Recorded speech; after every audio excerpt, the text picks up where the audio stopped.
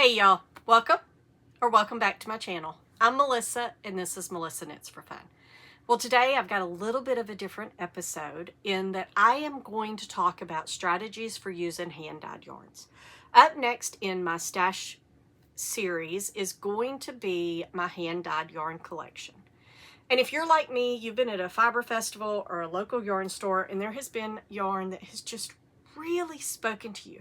And so you decide to buy that one single skein of special yarn, or maybe you buy a sweater quantity, or you buy a couple because you want to make a shawl or something out of it.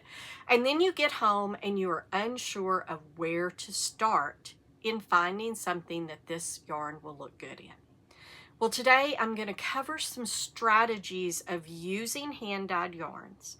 And then at the end, I will share 7 individual patterns and 2 pattern categories that I think go beautifully with hand-dyed yarns. Now, let's start with some strategies.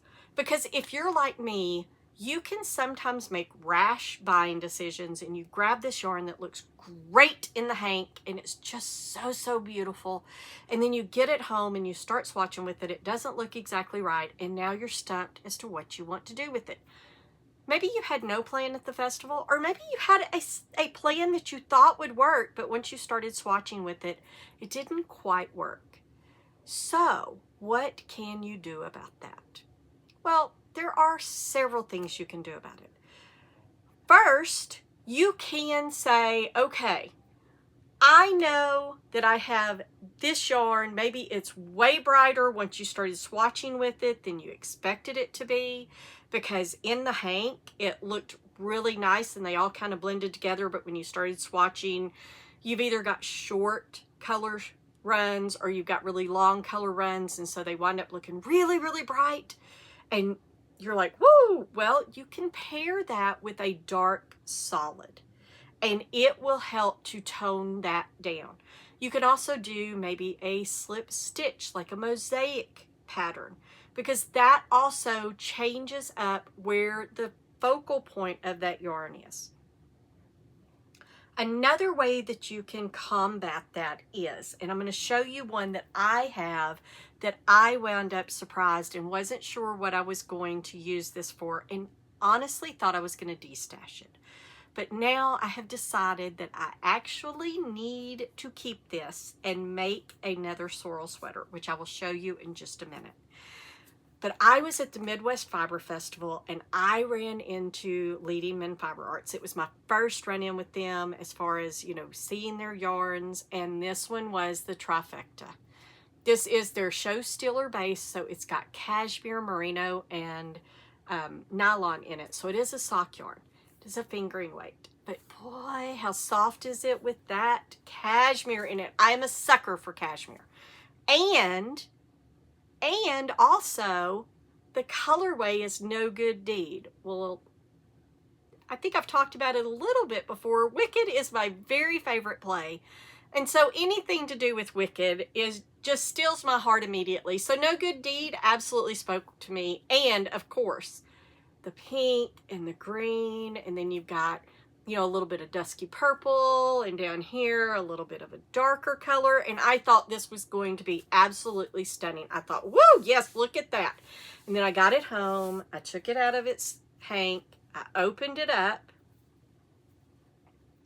and I realized, those colors may not be as long as I thought they were. I need to swatch with this. So I wound it into a ball, and my suspicions were confirmed.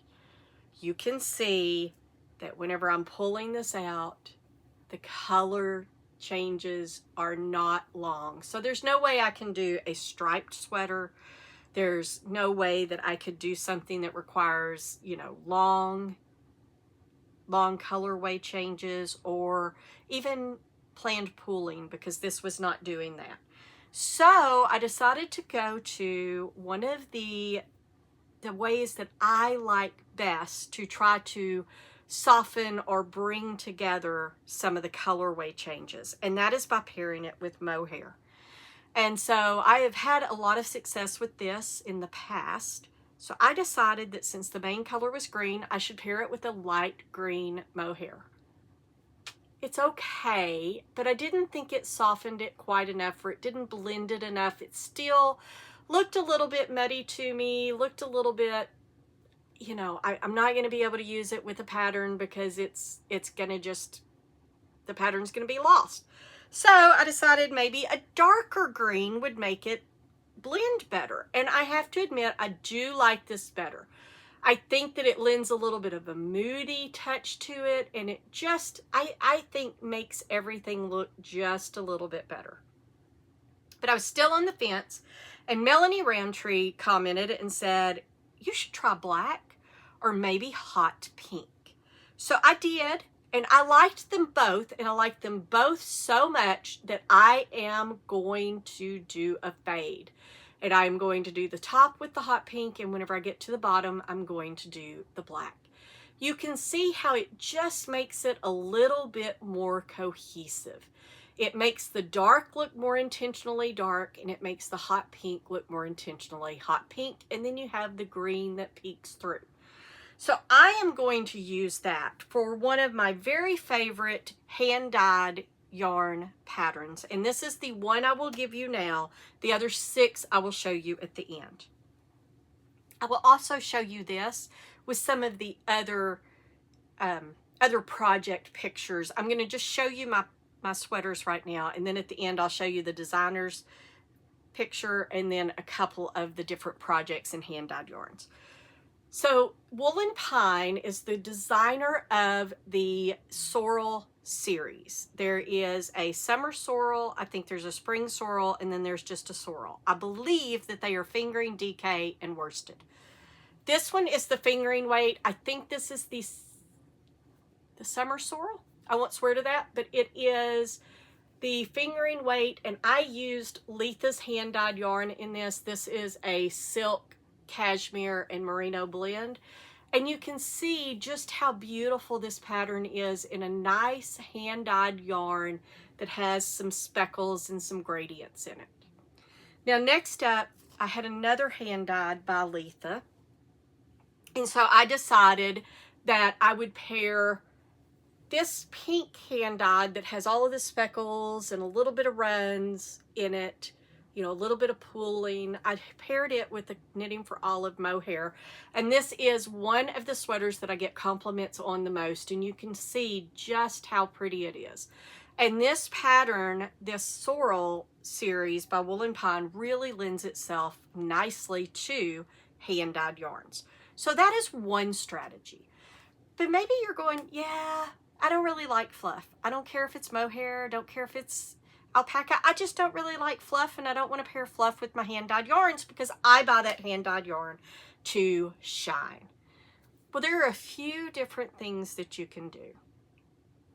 You can stick to a classic pattern that does not have cables or lace or any kind of intricate design that your variegated yarns would just obliterate. So you could just do a plain vanilla sock, for instance.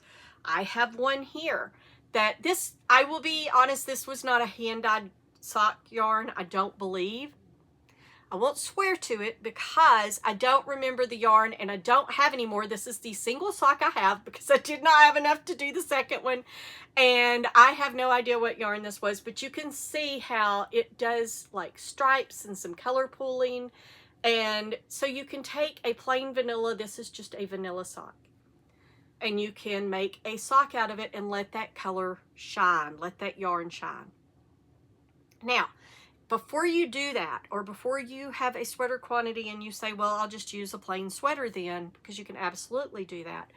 Before you do those things, make sure that you understand the properties of your hand-dyed yarns. Not all hand-dyed yarns, even if they're variegated, are dyed the same. Some are self-striping, some have color pooling, whether intentionally or not. Some of them are planned color pooling, some of them are tonal to where that you get just some variation in the tone, and some are highly, highly variegated with small runs. You do need to understand the properties of your yarn before you decide on a pattern to use. So make sure that you're looking at that. Do some swatches, see how the yarn behaves. Because you can find out a lot of things by doing this. So I have a couple of swatches here. This, I was looking at making, I did a test knit. This is the Delft sweater swatches that I did. And I thought I was going to use this is Fiber Owl, and I think it's Chocolate Cherry. And I thought I was going to use this to make the sweater. And I just decided this down here I wasn't sure about. Now looking at this swatch, I'm like, why didn't I? But my point is, you can take a variegated and you can pair it with a solid color to where that the variegation or the hand-dyed yarn is the star. And in this, I will be honest, one of the reasons I think I decided not to do it was because while this is absolutely beautiful, the hand-dyed yarn was not going to be the star, because the star was going to be this beautiful color work. Well, and I wasn't quite sure if I wanted that high of a contrast, so I decided I'd do another one and see what it looked like with black. And as you can see, that just was not, it was not standing out at all, and that's because you've got black down here. So you need to really, really think about that as well when you're pairing colors together. If you have a yarn that has properties where you have a black in it and you're pairing it with the black, or there's a lot of turquoise in it and you're going to put a solid turquoise with it, you are going to have a pattern that does not show up like you expect it to. So make sure that you're looking at that as well. Now, you can also pair it with a solid and make the contrast color part the hand-dyed yarn. And I found this as I was looking around for some swatches. I actually ran into this sweater that I haven't finished. And I don't know why I have not finished this. I really need to. I think, well, I do know why. I didn't like how this was turning out down here with, I was going to put the hand-dyed yarn at the bottom as well, and I just didn't like how that was turning out.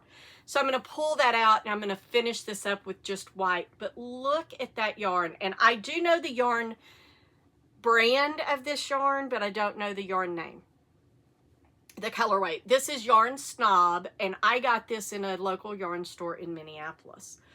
And I fell in love with this.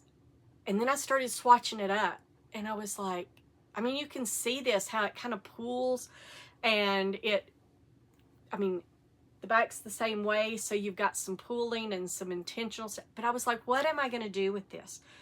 And I knew I could have made socks out of it, but I didn't really want to make socks out of it. It's not a sock yarn, and it's a DK. I was like, what am I going to do with this? This is such pretty yarn. When I got it in the hank, it was, the colors were at one end and the rest of it was black. So I don't know what I was thinking, why I thought that it was going to turn out differently. But I just bought one because I wanted to use it as a contrast. And I quickly realized that it would not look right if I did any kind of patterned color work. So I found a pattern, and it did have a little bit of, like, there were supposed to be cats down here, and I took those out. But I just put this together, and look at how pretty that is. And I paired it up with just a regular factory yarn. This is Friendly Products Variations, and it's just a cream colored yarn. And it allowed this hand-dyed yarn to shine. So this will be one that I will have to get done sooner rather than later, because I am just in love with this yarn now that I see it again. But this is an example of where you can let it shine and let something else be the supporting cast. You can also pair multiple hand-dyed yarns together. Now, you may be going, really? Do I really want to do that? Maybe. Now, you need to be intentional about how you pair these things together. You obviously do not want to pair colors that do not go together. But while I was at the Midwest Fiber Festival and at the Leading Men Fiber Arts booth, I also got these two colorways. And I know this one is my lip gloss be poppin', this pink. I don't remember what the green is. I think it might have been nitro or something. But I got these two in minis and I thought, oh, I want to do something color work with that. Well, I did not have a yarn that I loved to go with it. So then when we were in Minneapolis, we went into this place called Bee Woolen, and they have specialty dyed, hand-dyed yarns for them. And it's Bee Woolen sock. And as you can see, it just had flecks all through it and it matched perfectly. So I paired these up together and made one of my favorite sweaters. Unfortunately, it's a little bit too big for me now, but I do still wear it. And I was able to pair these up, and this is where I will tell you, take it with you. I took this with me, and I took it in the stores as I was looking for yarn to pair it with. So if you have a hand-dyed yarn, you're not sure what you're going to pair it with, take it with you to match things up. Now, another way that you can do things. Okay. Let me start that sentence over because, whoo, I lost my train of thought right in the middle because I happened to look down and see the swatch where I had also swatched that with a hot pink instead. And this is an example of showing you when you are using mohair with it, make sure that you're swatching, because see how you get the beauty of the yarn, but you get a little bit of fluff and a little bit of softness when I use the light. But when you added the hot pink, it just obliterated the beauty of that hand-dyed yarn. So make sure that you're swatching before you start knitting. Now, I am going to turn to sharing the patterns because, as I told you, there are strategies. These were the strategies, right? Pair it, take that colored yarn, that beautiful hand-dyed yarn, and pair it with a solid color so that the hand-dyed yarn is the star. Alternatively, you can pair it where the hand-dyed yarn is like the larger part of the sweater and it's still the star, because the solid, and I'm going to show y'all a pattern like this, the solid makes the pattern that really draws your attention to the hand-dyed yarn. You can also pair it with the mohair to try to, soften it a little bit, make it more cohesive, blend a little bit better if you don't like how it's turning out. But always know your properties. And then the final strategy, and this is where I'm going to tell you about categories of patterns to go look at. You can take any, just like plain vanilla sock, just plain classic sweater, a Monday sweater, a no frills sweater, a V-neck. I know several designers have V-necks. Coco Amore has the Saharan V-neck. Then Knit Pearl Girl has a V-neck. I forget the name of it. But there's a lot of just plain sweaters out there that either are raglans, they're drop shoulders. There are some that are the contiguous shoulder or the European shoulder. There's saddle shoulders. There's all kinds of patterns out there where they do not have a design to them. They're very classic, and you're able to, these are my favorite kinds of sweaters because you're able to style them really easily. But they're also a great sweater to make in a hand-dyed yarn because it allows the yarn to shine. If you go look at any of these patterns that I'm talking about, you will see in there where people have made these patterns with hand-dyed yarns so that the yarn can be the star. And then maybe they make another one in a plain one so that the sweater is the star, the design. All right, so that is a category, and that goes with socks too, right? Plain Jane or a plain vanilla sock. You could find just a plain, like imagine a Sophie scarf or a Sophie shawl or even a Sophie hood in a hand-dyed. You could do any kind of plain patterned shawl, scarf, hat, anything like that. It will lend itself to a hand-dyed yarn really, really well. But there are some patterns that I want to point out. And what I did was I went out there and I found some accessories. So I've got a sock, a shawl, and a hat. And then I found some sweaters. I've got a cardigan and a few pullovers. I've already told you about one of those, but let's start with the accessories first. And this is where I'm going to grab my phone, because I have a bundle, and I will link that in the show description, of these hand-dyed patterns. And I want to start out with the sock pattern, and it's called the Drippity Drop Socks. And this was made for a hand-dyed yarn. The recommended yarn is Woolen Vine Yarns Woke, but any hand-dyed yarn would be fine in this. And I'm going to show, I will put up here on the screen the picture from the designer, and then I'm going to also show a couple of different pictures of the socks. But they are, it's for fingering weight. It's got a 34 stitch gauge, and it comes in small, medium, and large. And they are just really, really cute socks. I might have to use this pattern to make socks out of the R.W. Wolf, or the R.W. Custom Designs, the Rachel Wolf sock yarn that I have. We'll see. I might just do a plain Jane sock, but I might do this one. So that is the sock pattern that I thought went really well. And of course, as I said, you can find lots of them out here on Ravelry. Next up is the shawl, which I picked woven. And hang on, I didn't tell you who the socks were by. I should probably tell you that. The Drippity Drop Socks are by K.F. Jones, and they are $4.75 or 75 pounds. That means $6.72. So I don't know how you say 475 pounds. I don't know if it's how you say it, but it's 4.75. All right, and then woven, which is by Casapinka, and I will tell you, Casapinka does a really good job of making her designs lend themselves towards hand-dyed yarns as well. So she would be a good one to go look at. And then woven is a shawl or wrap. It sells for $7 US. And it says it is adjustable. You can just keep knitting and make it larger, or if you have less yarn, you can always make it smaller. And it comes in English and German. Not sure what the socks come in. Obviously, I don't do this very often where I look at my phone, because I forget to tell y'all things. The socks are only in English. And then the Get-Garter Beret. This is so cute. And I am not a hat wearer, but this is the cutest beret, and this is by Woolly Wormhead. I will tell you, if I ever make hats, Woolly Wormhead is who I'm going to wind up making hats from, because I love their designs. They are so, some of them are really out there, but some of them like this, when I was looking for, I was like, oh my gosh, that is amazing how hand-dyed yarns work for this. So this is a hat. It is the Get-Garter Beret. It is 10 euros or $12.10 US.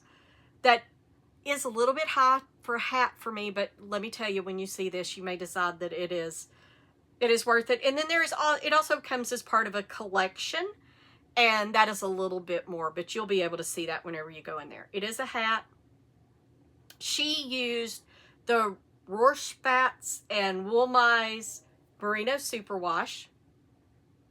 I've got to take just a little bit of a break. My dinner is here. All right, I am back and I am fed.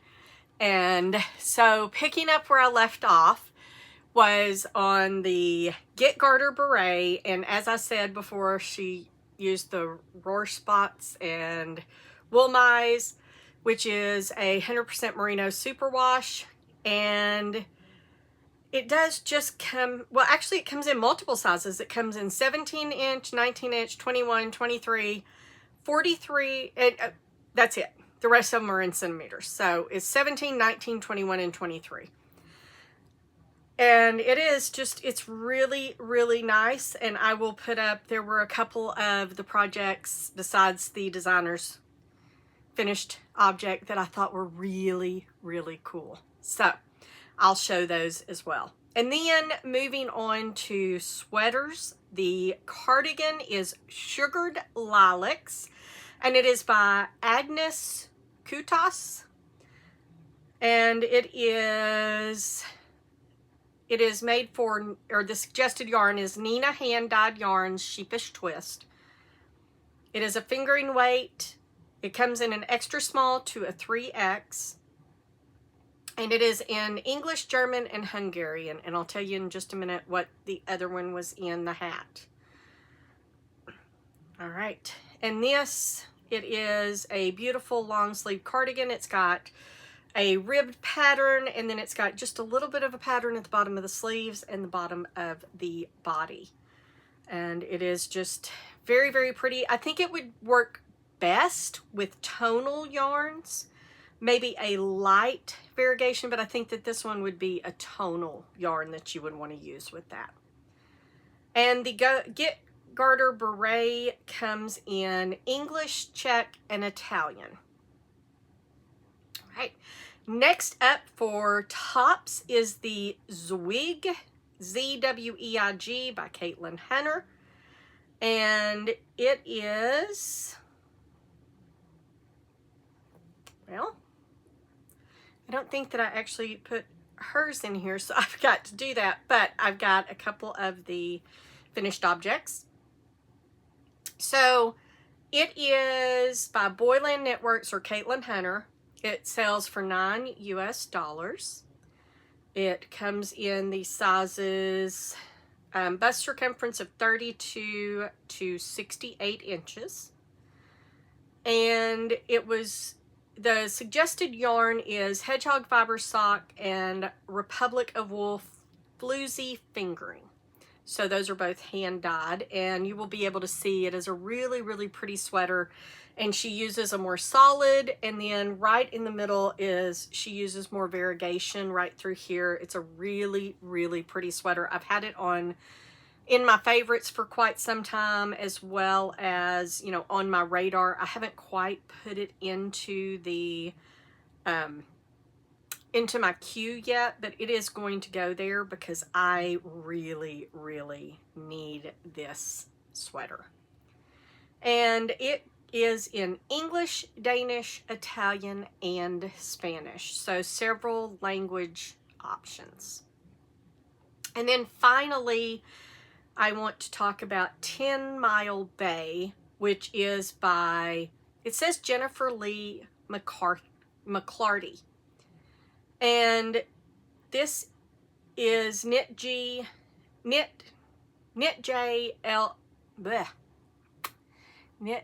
Lee Designs is the designer's name as well. That's her handle. It's 12 Canadian dollars or $9.03 US.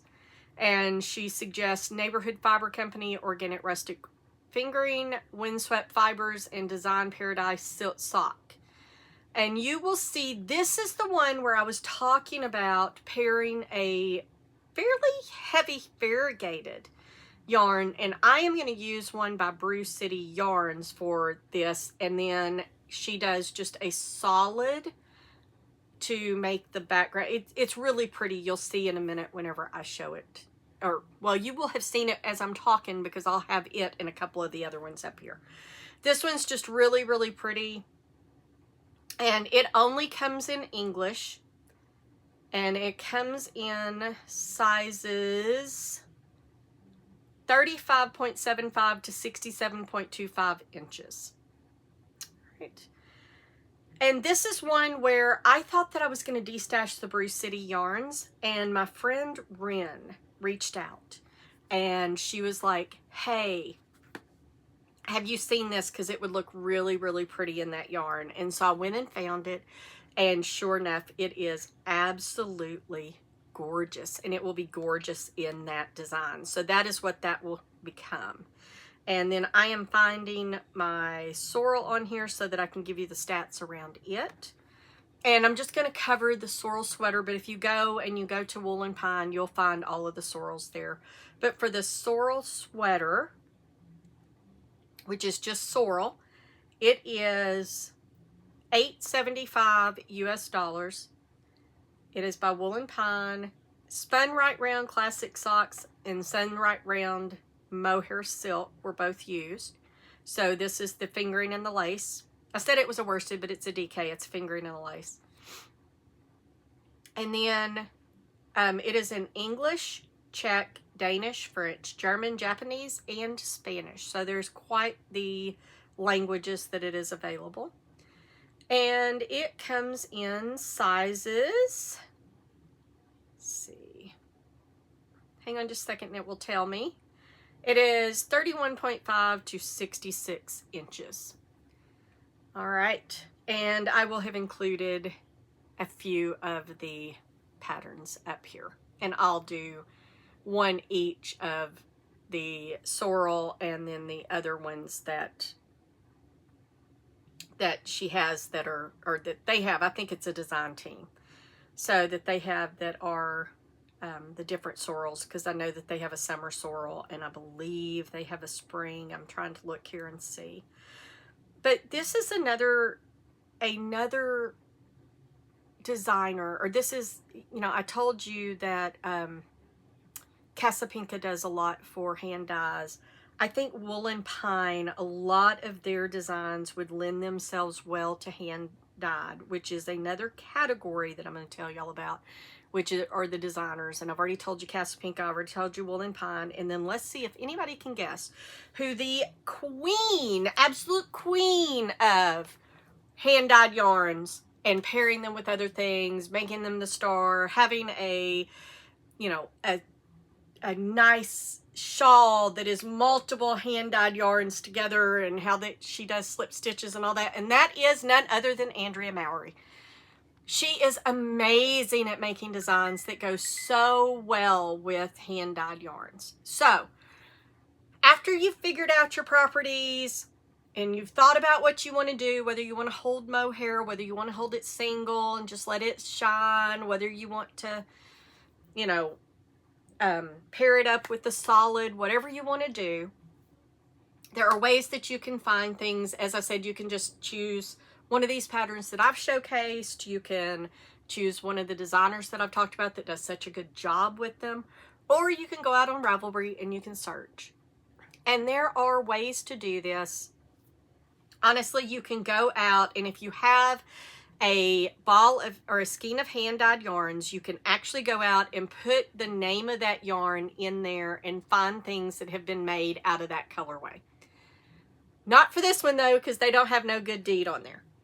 Most of them you can put it in there, you can look at colorways, and you can go and search by various different things. I will, if you're interested in knowing that, let me know, and I'll try to put together some little shorts on how to search using Ravelry to find different things.